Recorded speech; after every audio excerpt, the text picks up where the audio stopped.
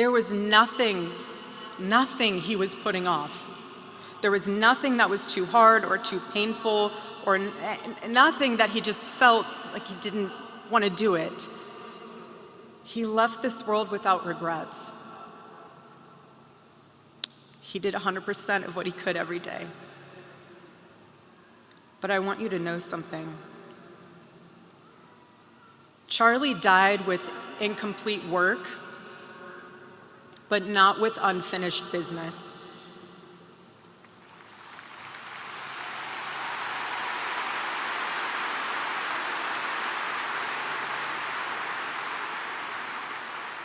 But I will miss him. I will miss him so much because our marriage and our family were beautiful. And they still are.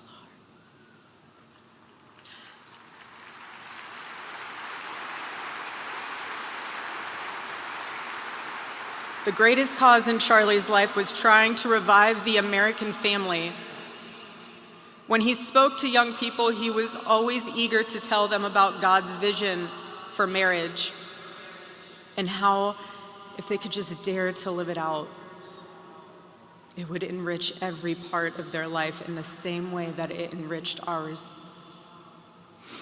And someone once asked me how Charlie and I, how we kept our marriage so strong when he was busy traveling.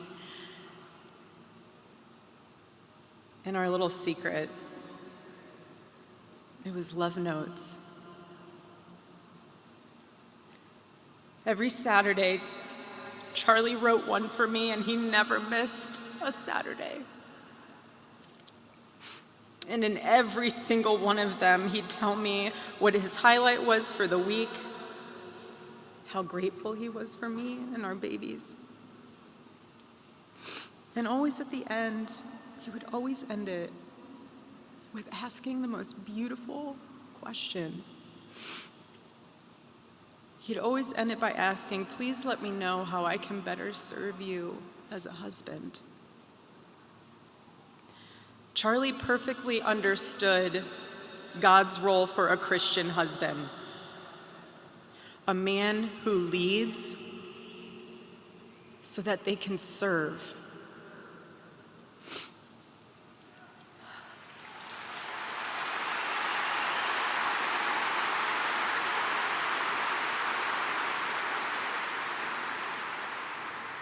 To all the men watching around the world, accept Charlie's challenge and embrace true manhood. Be strong and courageous for your families. Love your wives and lead them. Love your children and protect them. Be the spiritual head of your home. But please be a leader worth following. Your wife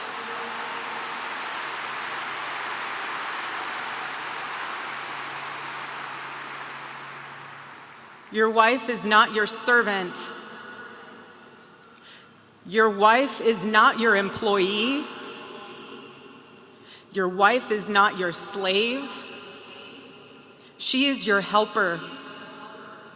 You are not rivals. You are one flesh working together for the glory of God.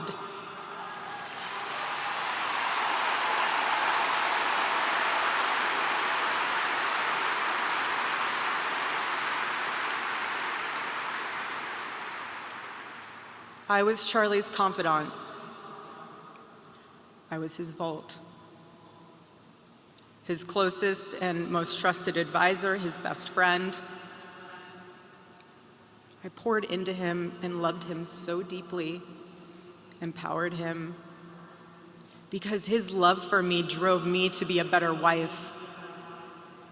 Every day he honored me, and I prayed that I could be the wife that God needed me to be for my husband.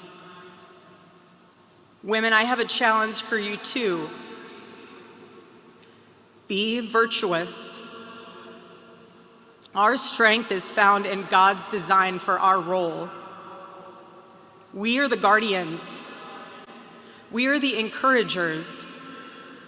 We are the preservers. Guard your heart. Everything you do flows from it. And if you're a mother, please recognize that is the single most important ministry you have.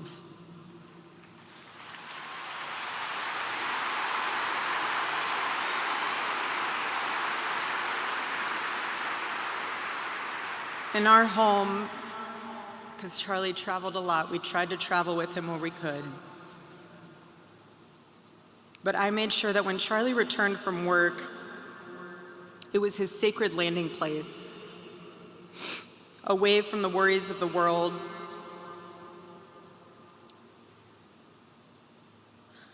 I didn't make him feel guilty for being away too long or too much, or getting home too late. I always told him, home is here for you, and it'll be ready for you.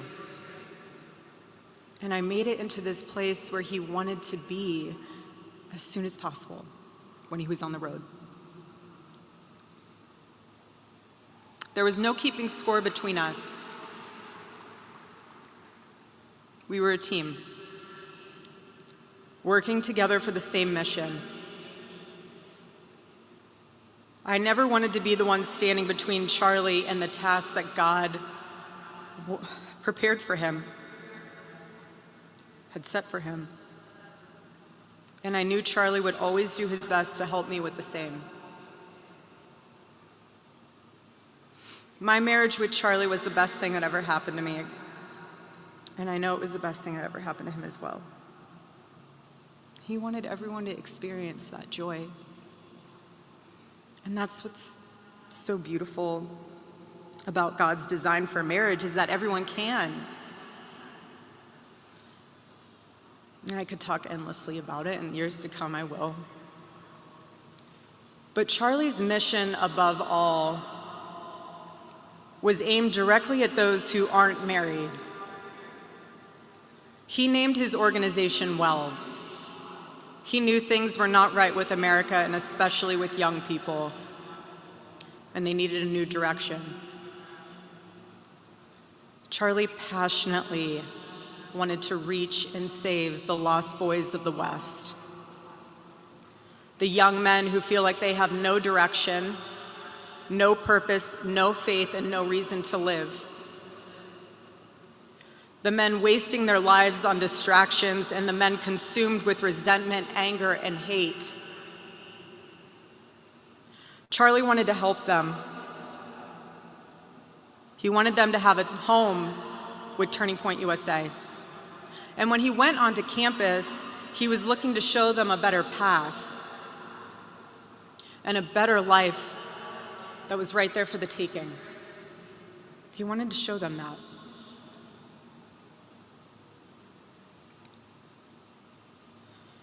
My husband, Charlie, he wanted to save young men just like the one who took his life.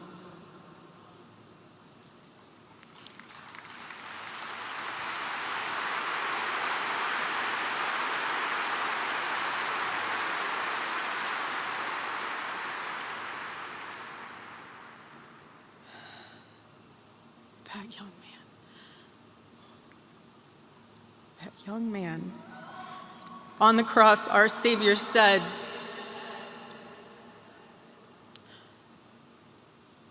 "Father, forgive them, for they not know what they do." That man,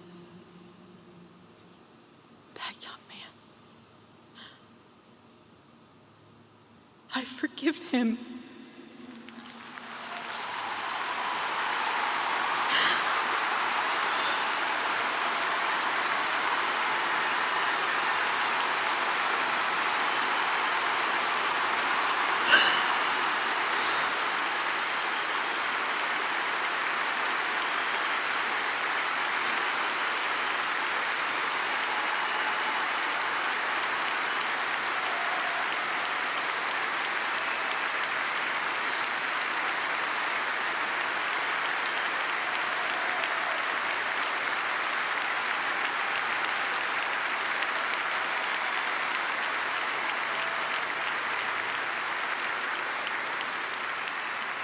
I forgive him because it was what Christ did and is what Charlie would do.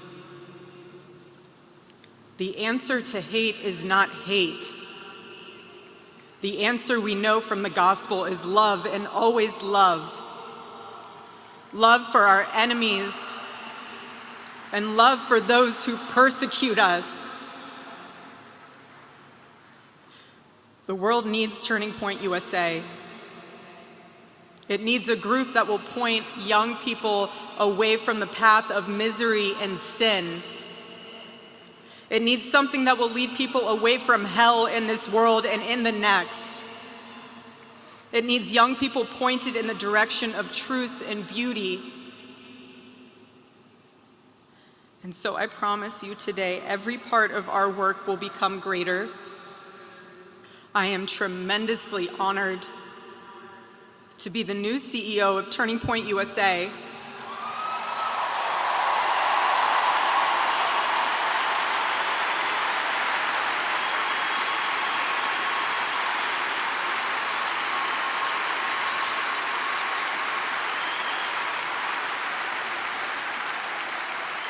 I do not take that lightly. Charlie and I were united in purpose. His passion was my passion, and now his mission is my mission. Everything that Turning Point USA built through Charlie's vision and hard work, we will make 10 times greater through the power of his memory. Chapters will grow, thousands of new ones will be created. TPUSA Faith will add thousands of new pastors and congregations.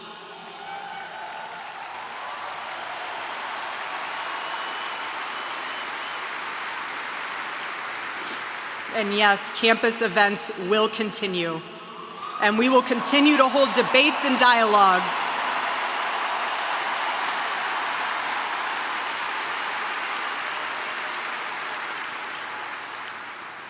The First Amendment of our Constitution is the most human amendment. We are naturally talking beings, naturally believing beings. And the First Amendment protects our right to do both. No assassin will ever stop us from standing up to defend those rights, ever.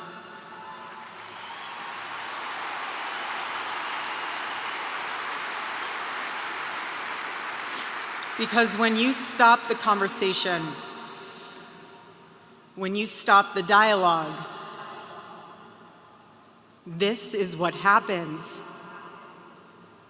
When we lose the ability and the willingness to communicate, we get violence. And as I stand here now, and I look at this beautiful photo of my husband in front of me, hanging in the stadium, I think of my husband 13 years ago. I hadn't met him yet. He was 18 years old, a man barely out of high school, running around the halls of the RNC without $1 in his pocket and a single contact in his phone. People who saw him said that he didn't know what he was doing, but he did.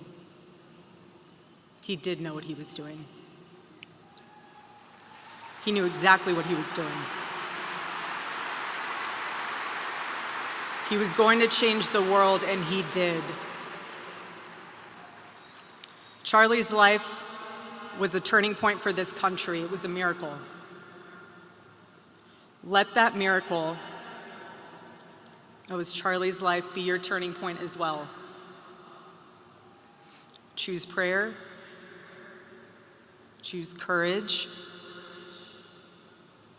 Choose beauty. Choose adventure. Choose family. Choose a life of faith. Most importantly, choose Christ.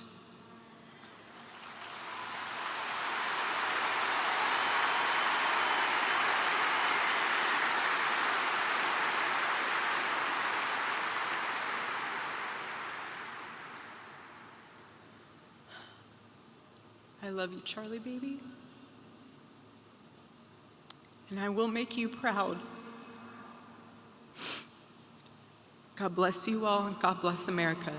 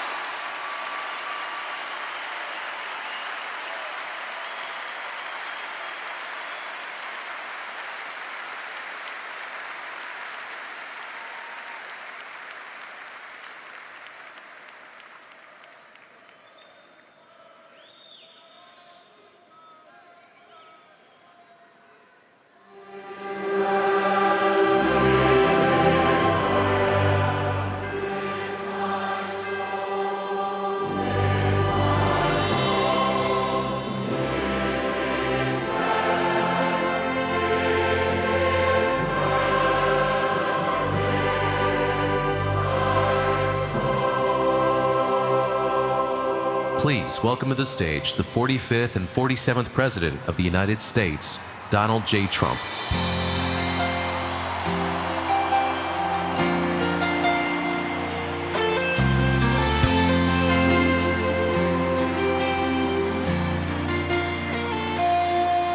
If tomorrow all the things were gone, I'd work for all my life, and I had to start again with just my children and my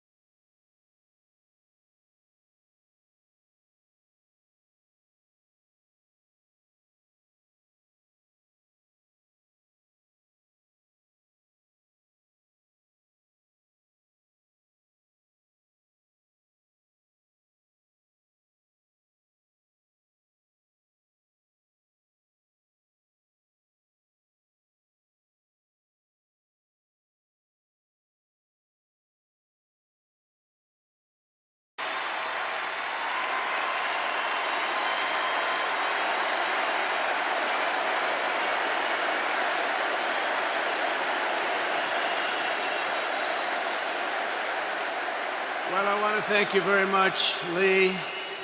You've been there from the beginning with us, Lee, and we appreciate it. Nobody can sing that song like Lee Greenwood. Thank you very much, Lee, very much for being here. And his voice has not changed, you know? Pretty amazing. And a special thank you to Erika, because today, America is a nation in grief, a nation in shock, and a nation in mourning. Less than 2 weeks ago, our country was robbed of one of the brightest lights of our times, a giant of his generation, and above all, a devoted husband, father, son, Christian, and patriot. Charles James Kirk was heinously murdered by a radicalized, cold-blooded monster for speaking the truth that was in his heart. He was violently killed because he spoke for freedom and justice, for God and country, for reason and for common sense. He was assassinated because he lived bravely, he led boldly, and he argued brilliantly without apology. He did what was right for our nation. And so on that terrible day, September 10th, 2025, our greatest evangelist for American liberty became immortal. He's a martyr now for American freedom.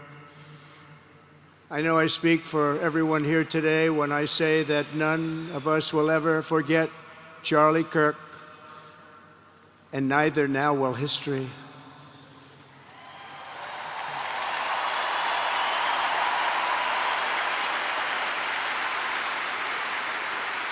Because while Charlie has been reunited with his Creator in heaven, his voice on earth will echo through the generations, and his name will live forever in the eternal chronicle of America's greatest patriots. He will live forever. To Charlie's incredible and beautiful widow, Erika, we know the weight of this monumental loss is almost unbearable. But even in the midst of heartache and pain too great to even fathom, you have somehow found the strength and deep faith to be a comfort to millions and millions of people. And thank you very much, Erika. Thank you very much.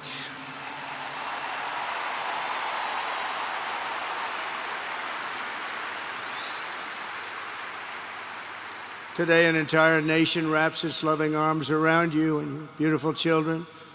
We share in your immense and overwhelming sorrow, and we vow that we will do everything we can to ensure that your children grow up in a land where their father is honored and revered as a great American hero. That's what he is.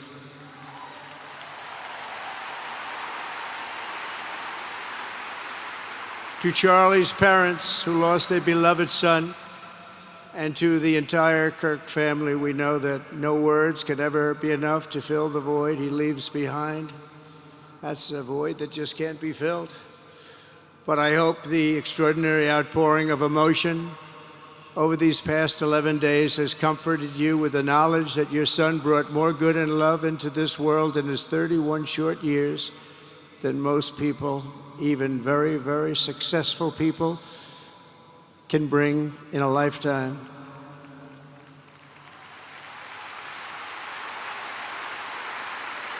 Charlie Kirk loved America with everything he had, and as we can see so clearly today, America loved Charlie Kirk.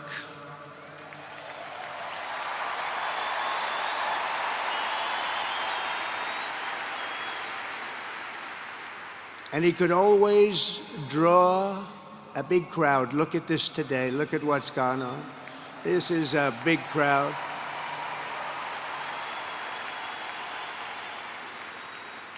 Here today we have the Vice President of the United States, JD Vance. We have the Speaker of the U.S. House of Representatives, Mike Johnson. We have countless members of the United States Senate, and I'm sorry I'm not going to introduce you, but I'll be up here. They're all over the place. and likewise the House of Representatives. They're all over this big stadium. This is not an arena, this is a stadium. Our great cabinet and this stadium packed with rafters of people, not to mention the one across the street that also has tens of thousands of people, and they're watching us on screen right now.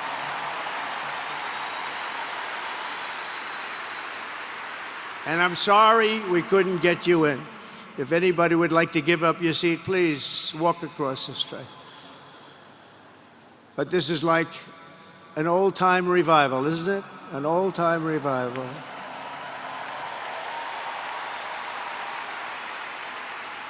For millions of Americans, especially young people, it is agonizing and unthinkable to say goodbye to a patriot whose heart still had so much to give. It's so much. Raised in the suburbs of Chicago, Charlie was filled with a patriotic spirit from his youth, and he was an all-American in everything he did. And one of the last things he said to me is, "Please, sir, save Chicago." We're going to do that. We're going to save Chicago from horrible crime.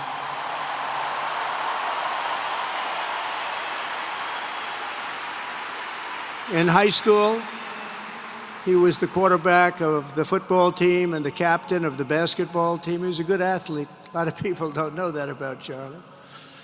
He was an Eagle Scout who spent his school lunch breaks listening to another champion for liberty, somebody that he greatly admired, Rush Limbaugh.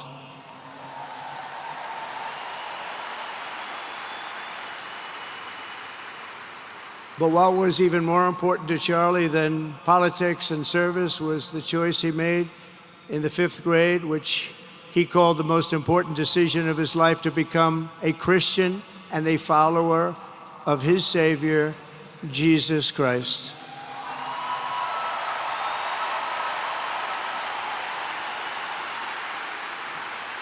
Inspired by faith and his love of freedom, Charlie did something remarkable when he was just 18 years old. On the advice of a mentor who told him to put off going to college because he was doing so well, he devoted his life to converting young people to the conservative cause. How did he do? Take a look. How did he do?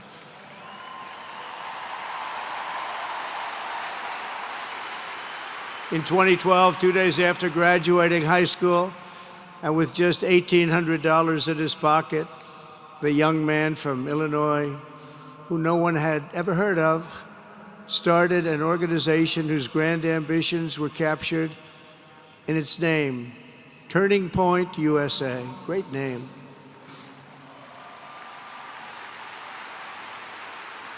And I have a feeling it's going to be bigger and better than ever before. Does that make sense? It's going to be bigger and better than ever before. Look at what's happening.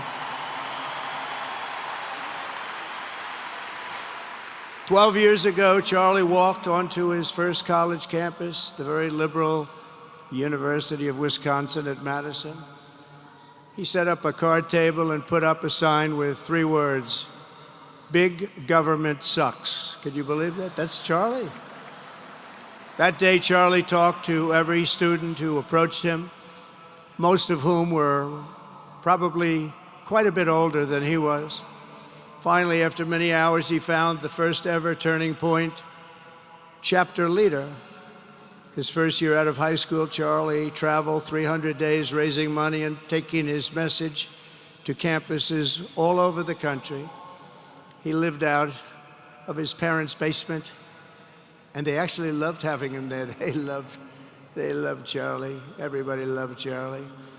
And on the couches of friends and supporters, he lived off couches for 2 years, 3 years, then life started getting a little bit different, but he was always the same.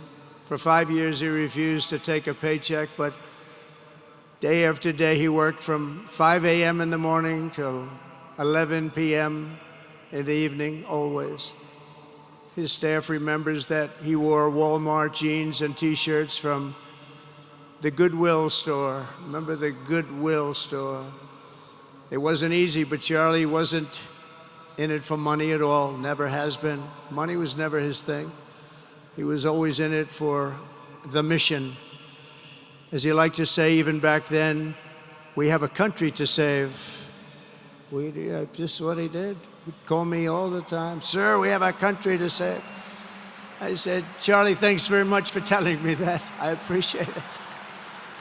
Charlie volunteered for my 2016 campaign and traveled the nation with my son, Don, and Eric. I got to know him very well and saw immediately that Charlie was actually a master builder of people.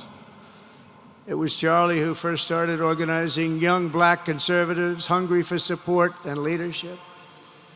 It was Charlie who stood up for persecuted Christians and Jews on college campuses. It was Charlie who helped bring online censorship, free speech, and cancel culture to the fore of our political debate. He was right up there with me. It was Charlie who helped unite MAGA, and you know what M-A-H-A is? That's right, Make America Healthy Again. And tomorrow we're gonna have one of the biggest announcement, really medically, I think, in the history of our country. We're going to be doing it with Bobby and Oz and all of the professionals. I think you're going to find it to be amazing. I think we found an answer to autism. How about that? Autism tomorrow. We're going to be talking in the Oval Office in the White House about autism, how it happens, so we won't let it happen anymore, and how to get at least somewhat better when you have it, so that parents can help their child, their beautiful child. That's a big one. I've been bugging everybody over there, get the answer to that. You know, 20 years ago, 1 in 10,000 were born with autism. 20 years ago. The most recent survey says 1 in 12. How bad is that? That's for young boys, baby boys, but also girls, a little bit better. It's about 1 in 20. But we can't, because obviously there was something really wrong, and we think we know what that is. It's going to be, I think it's going to be one of the most important news conferences I'll ever have, and I look so forward to it.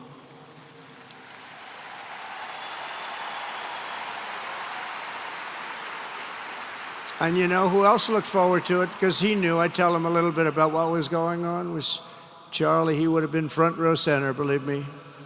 We'll be missing him tomorrow. It was such a big deal for him, too. He brought together Donald Trump, Bobby Kennedy, right here in the great state of Arizona 1 year ago. Remember that? What a night, what a day that was. And it was Charlie who was among the first to speak to me about a man from Ohio by the name of JD Vance. Have you ever heard of him? He's doing a good job.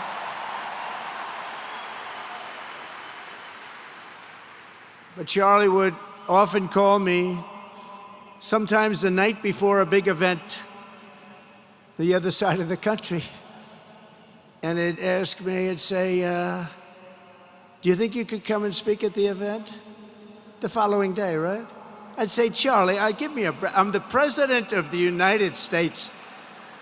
You want me to travel 4 hours by plane? And you know, sometimes I did it. He was a very good guy. He was a very convincing guy. He didn't stop, but he would ask for things like that. Sir, could you be tomorrow in California? I said, Charlie, give me a break, please. He just wouldn't stop, and he succeeded. But I almost always went because you never wanted to let Charlie down. He worked so hard, you just didn't want to let him down. I felt guilty. He'd make me feel very guilty. As president, many people asked me for things, but Charlie was one of the few who always gave more than he took. He was a giver much more than a taker.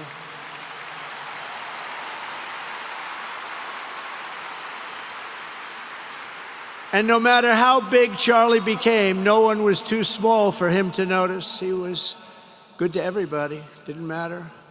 Several years ago, a fourth grader asked Charlie to appear on his podcast, which was probably only watched by the parents of that fourth grader. And Charlie, who was actually pretty hot at the time, to be honest, he agreed, and the boy asked for advice. Charlie replied, the left, I call it the radical left. I call it sometimes the radical left lunatics. But Charlie didn't say that, he called it the left. He was probably right, but I can't help it. I can't help it. So he said the left, radical left lunatics, may have all the money in the world, but they can never outwork me. I will wake up as early as I need to about himself. I will stay up as late as I need to, and I will never stop fighting for our country. And he did this until his dying breath. That's what he was doing. That's what he was doing. Think of it. Wow. What a horrible moment. I was in the Oval Office when I heard they came in, and it was like a surreal experience, a terrible, terrible. I had some very big people in the Oval Office, and I was in the midst of a very important conversation for our country, big people, the biggest. And I said, you have to leave now. When they told me that, they told me in front of a group of very powerful people. I said, you have to leave now, right now, please. Right now, you have to leave, go. By his own determination and skill, Charlie Kirk built Turning Point from his humble beginnings, the beginnings that nobody believed could ever end up something like this, into a great movement and a juggernaut of American politics. And you know, we have a massive stadium loaded up with people, but he got tremendous crowds before he had this kind of horrible news and before we had to hear what happened so terribly. He delivered more than 250 speeches a year at over 200 colleges and universities, and that was at a time when it was not really vogue to go to colleges and universities if you were a conservative. It really took great courage. And we used to talk, and I said, you know, I think they're much more conservative than we know, and he agreed, but it just wasn't something that was happening because the radical left would do very bad things, very dangerous things. But Charlie set up chapters on 2,200 campuses and spoke at more than 1,000 churches. He launched a podcast and radio show that grew to an audience of 1 million Americans a day, one of the bigger shows on radio. And Charlie didn't just bring young people into the movement. All of a sudden, it started to grow by leaps and bounds. By 2024, we won more young people than any Republican candidate in the history of our country, including, for the first time, a majority of males under 30. Can you believe it? Remember when Republican presidential candidates would get 4%? No, we did unbelievably with young people. And he was a big, big factor. Unbelievable. But he made me work for it. Sir, you have to make a speech here, you have to make a speech there.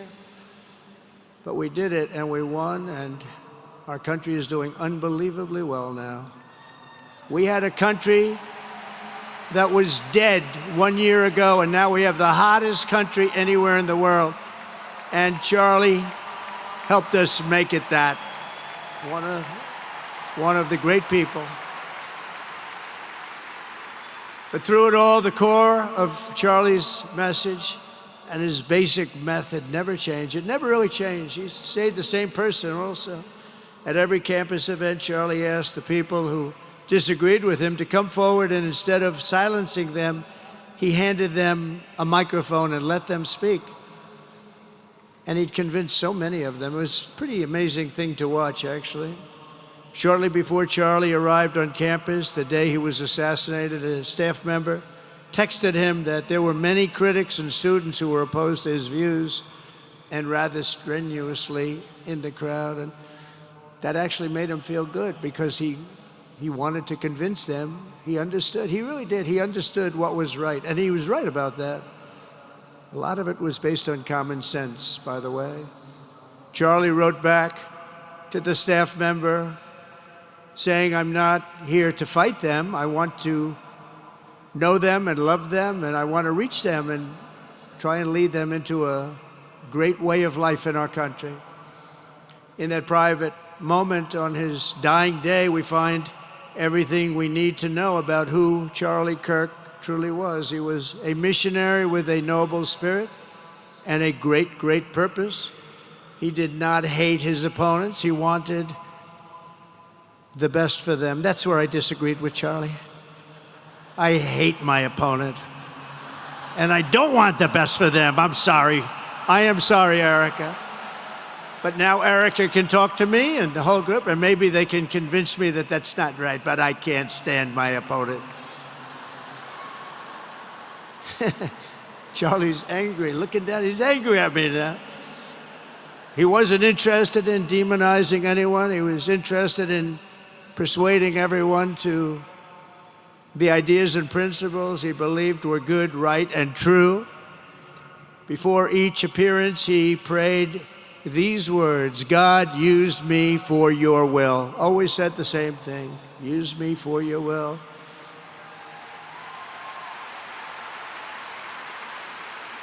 And that is exactly what God did. When you think, that's exactly what he did.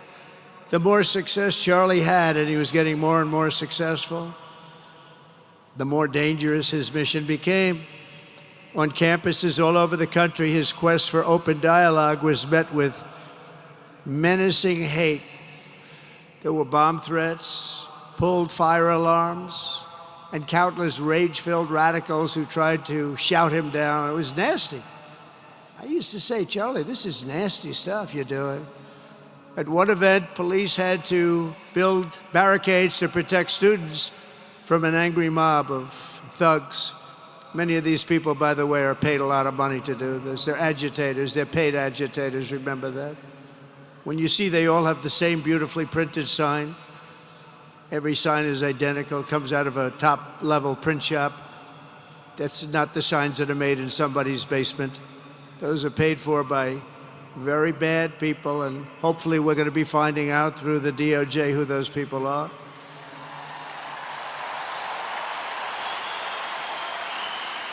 At another college, Antifa terrorists shattered windows, threw rocks, and tried to storm the building where Charlie was speaking. It was a really bad one. Often dozens of police officers were needed to prevent left-wing violence. And the violence comes largely from the left. You don't hear that from too many people, do you? And virtually every day for years before he was murdered, Charlie received these horrible death threats. People don't know. I used to talk to him about it. He said, "I got some threats." He always felt that when they actually made the threat, they were not the ones to worry about. The ones to worry about were the ones that don't make the threats. And I think you know what I mean. He knew the risk, but he and I shared a certain motto: never back down and never ever surrender. Just don't surrender, never back down. He believed in it so strongly. So strongly. And he's right. He's totally right. The radicals and their allies in the media, sometimes referred to, as my son said, the fake news media, tried to silence Charlie for a simple reason: because he was winning, and he was winning big. He was taking over college campuses, colleges that had, in theory, only very liberal, or as they like to say, progressive. I call them liberal, but they like to call themselves, because such a beautiful word, progressive. They're the opposite of progressive, if you think about it. But they were really nasty, and he would go into these colleges. All of a sudden, within 2 years, 3 years, they turned into bastions of conservatism. It was really quite amazing to see. They lied about him because they did not want you to listen to him or to learn from him, because what he was talking about and even preaching made so much sense. Everywhere he went, he won the debates, he won the hearts, he won the minds, and yes, he won the elections for people. He helped us, he helped other people. We won the biggest election in the history of our country, I believe.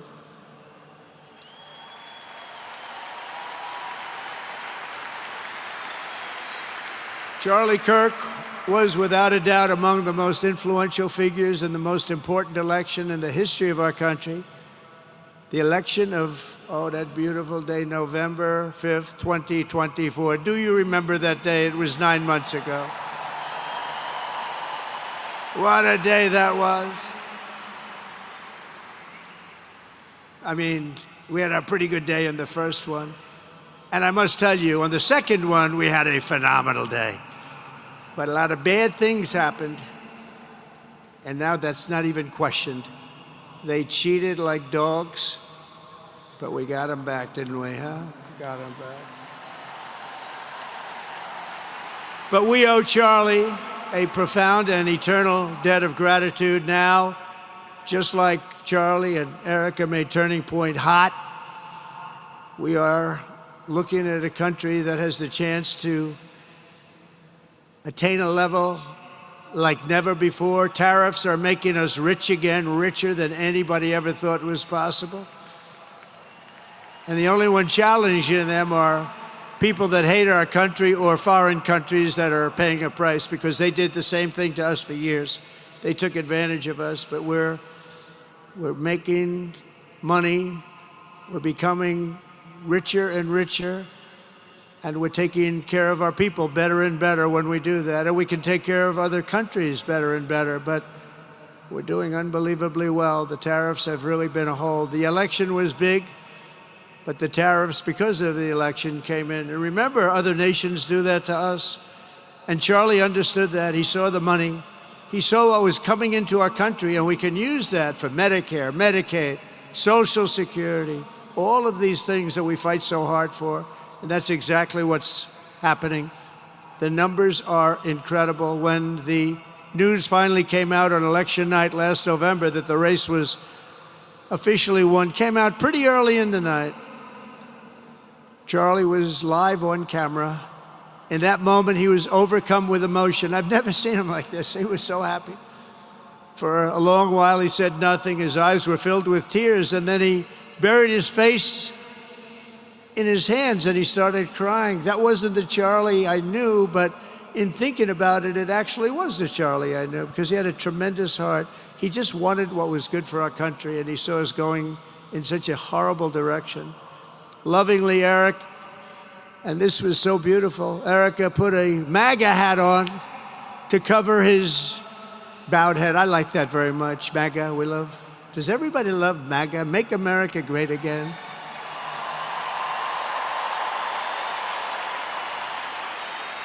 When Joe Biden used to get up, remember the speeches? We will stop MAGA. We will stop MAGA. You know, he could barely get the words out. We will stop. I said, can somebody inform him that MAGA means Make America Great Again? How do you say you're going to stop it? And Charlie understood that. When Charlie finally looked up and spoke, he smiled through the weary eyes and simply said, I am humbled by God's grace. That was his statement that night. I was watching him. I was very impressed, actually. It showed he had a big heart. Every single American should take a long, hard look at the twisted soul and dark spirit of anyone who would want to kill a young man as good as Charlie. To kill anybody, but to kill a man like this, he didn't deserve this. He didn't deserve this. Our country didn't deserve this. And anyone who would make excuses for it are just out of their mind. Charlie's murder was not just an attack on one man or one movement. It was an attack on our entire nation. That was a horrible attack on the United States of America.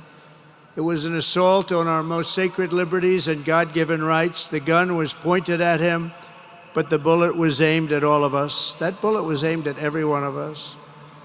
Indeed, Charlie was killed for expressing the very ideas that virtually everyone in this arena and most other places throughout our country deeply believed in. But the assassin failed in his quest because Charlie's message has not been silenced. It now is bigger and better and stronger than ever before, and it's not even close. And it's rare that such a thing happens, but Charlie is bigger today than he was, think about it, just 2 weeks ago. He's bigger today than he was 2 weeks ago. Now, that may not help his friends and loved ones, of which there are so many. It may not help Erika and those beautiful children who have to suffer so horribly through this moment, but they know it's true. He's bigger now than ever before, and he's eternal. He's eternal. And I just want to say we love him. And he's looking down at us right now, and he's saying, wow, that's a great crowd.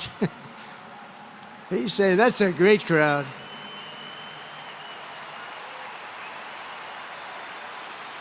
And it's a great crowd of patriots.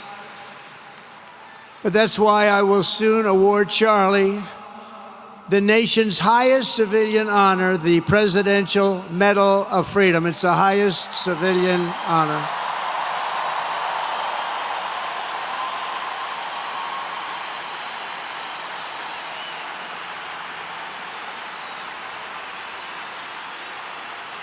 And we will do the ceremony at our beautiful White House in a very safe Washington, D.C., a place that Charlie truly revered.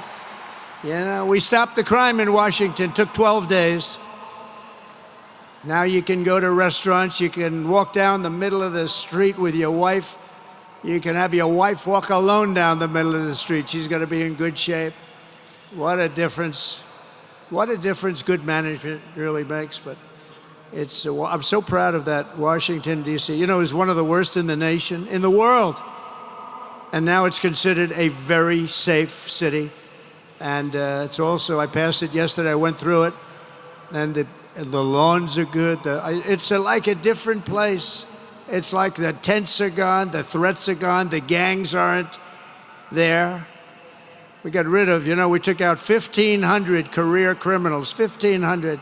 If you have 3 career criminals, that can make a big difference. But I'm so proud of Washington, D.C., and now we're going into Memphis. And we'll get that one straightened out fast. And then we're going into some others, but we're going to go to Chicago, and we're going to have Charlie very much in mind when we go into Chicago. And we'll get that one straightened out. You have an incompetent governor who, he thinks it's okay when 11 people get murdered over the weekend. He thinks you don't have any crime when 11 people get murdered and 28 people get shot. He says he's got crime. No, they don't have it under control, but we'll have it under control very quickly. So we're going to be doing that. And Charlie loved what we were doing. He was so proud of what happened. He was there to see it. He's so proud of what happened in Washington, D.C. As you know, the depraved assassin who planned and executed Charlie's killing has been arrested and charged with capital murder. God willing, he will receive the full and ultimate punishment for his horrific crime. It's a terrible thing. Because you can't let that happen. You can't let that happen. Can't let it happen to a country.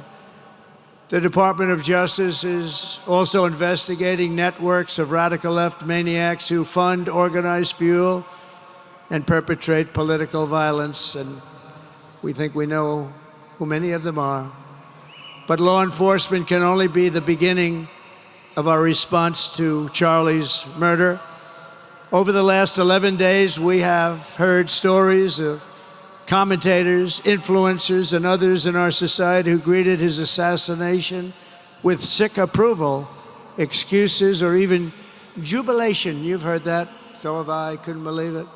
Some of the very same people who spent the last 8 years trying to sit in moral judgment of anyone who disagreed with them about politics suddenly started cheering for a murder. Incredible. You know the names. They're major losers, by the way. That will be proven out in a short period of time. Some of the very people who call you a hater for using the wrong pronoun were filled with glee at the killing of a father with 2 beautiful young children.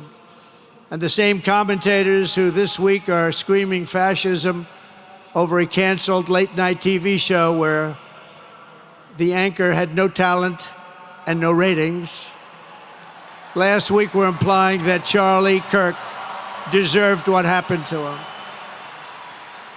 No side in American politics has a monopoly on disturbed or misguided people. But there's one part of our political community which believes they have a monopoly on truth, goodness, and virtue, and concludes they have also a monopoly on power, thought, and speech. Well, that's not happening anymore. We've turned that corner very quickly. Tragically, atrocities of this kind, and the kind that we saw in Utah, of all places, are the eventual consequence of that kind of thinking. If speech is violence, then some are bound to conclude that violence is justified to stop speech. And we're not going to let that be justified. The tradition of reason and open debate that Charlie practiced is not a pillar of our democracy. In many ways, it's the basis of our entire society. It's the right and inheritance of every free American, the greatest legacy of the Enlightenment, and among the most treasured achievements of civilization. We will defend it at all costs, and we will carry forward the torch of liberty that Charlie Kirk held so proud and so high. He was so proud, and he did hold that torch high. We will never, ever let it fail. We will never let it fail. But we're going to raise it higher than ever before. It's going to be raised, and this is the beginning. Perhaps it should be no surprise that Charlie, who spent his life speaking with the critics of these traditions, ultimately became convinced that we needed not just a political realignment, but also a spiritual reawakening. We did. And we have to bring back religion to America, because without borders, law and order, and religion, you really don't have a country anymore. We want religion brought back to America. We want to bring God back into our beautiful USA like never before. We want God back.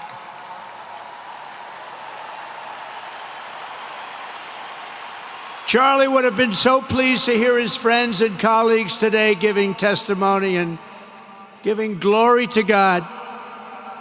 Within minutes of the gunshot in Utah, millions of Americans, young and old, heard the news and dropped to their knees and started praying. Even many who rarely prayed asked God for a miracle. Please, God, save Charlie. But although Charlie's time with us on earth has ended, those prayers for a miracle have already been answered.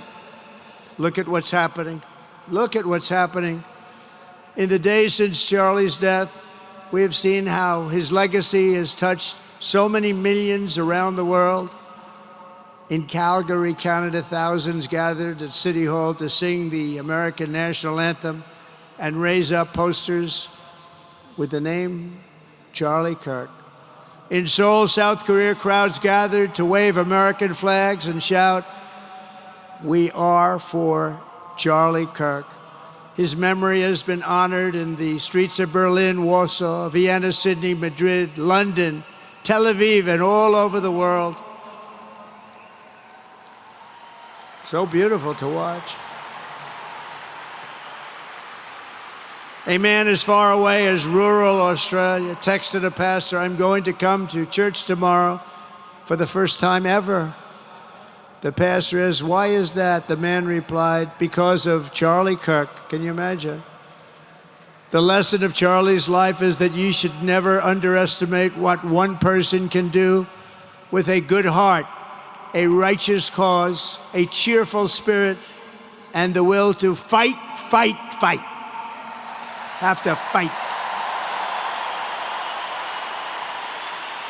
We're saving our country.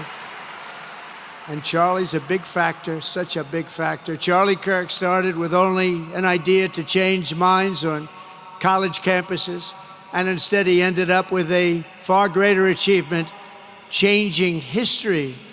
He changed history. Today, Charlie Kirk rests in glory in heaven for all eternity. He has gone from speaking on campuses in Wisconsin to kneeling at the throne of God, where he is right now.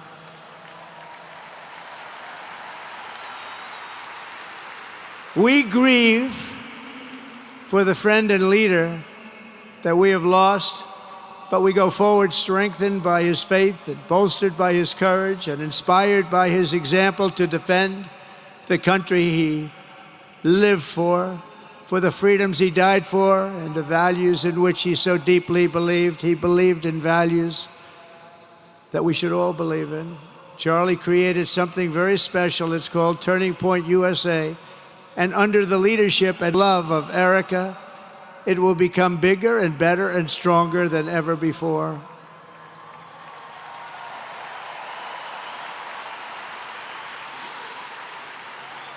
So, Charlie, we all want to thank you. We want to say a very loud God bless you, Charlie. God bless you for what you've done is incredible. And God bless Erika and the children. God bless the United States of America. And could I ask Erika, please come out. Erika, please come out. Thank you.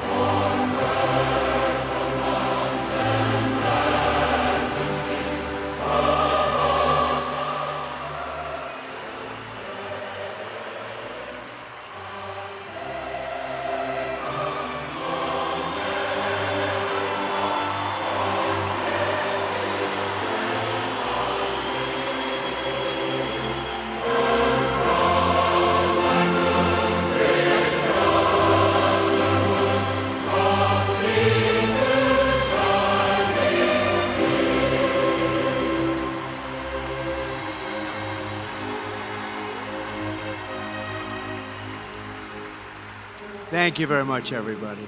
Thank you very much, and good luck. God be with you. Thank you.